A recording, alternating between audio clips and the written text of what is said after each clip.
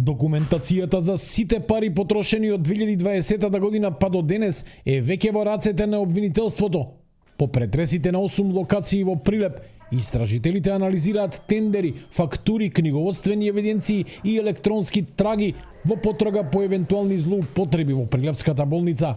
Обезбедена е и електронска и материјална документација како докази. Се вршат проверки и на тендерската и на целокупната книговодствена и сметководствена документација.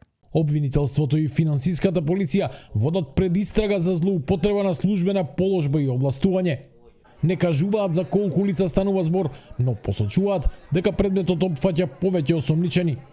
За прв пат за телевизија 24 денеска се огласи и поранешната директорка Кети Смилеска, која телефонски потврди дека и кај неа вчера бил извршен претрес поради што била недостапна.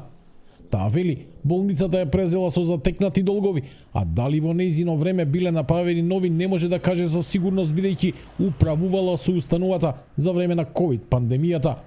Не знам дали постои вештак кој би ги пресметал сите трошоци кои што се случуваа во време на пандемија. Сепак сите постапки кои службите ги спроведуваа беа согласно закон. Општата болница во Прилеп беше со блокирана сметка и долгови од над 3 милиони евра кои ги затекна сегашното раководство при преземањето на функцијата. Оттаму тврдат дека финансиската состојба е резултат на лошо менаџирање во минатото, а за дел од трошоците веќе поднеле пријави до надлежните институции. Велат дека сега состојбата е стабилизирана, сметката е деблокирана, а долгот е намален на половина. Обвинителството најавува, ова е само прв чекор во поширока финансиска истрага. Следуваат детални вештачења, разговори и дополнително обезбедување на докази.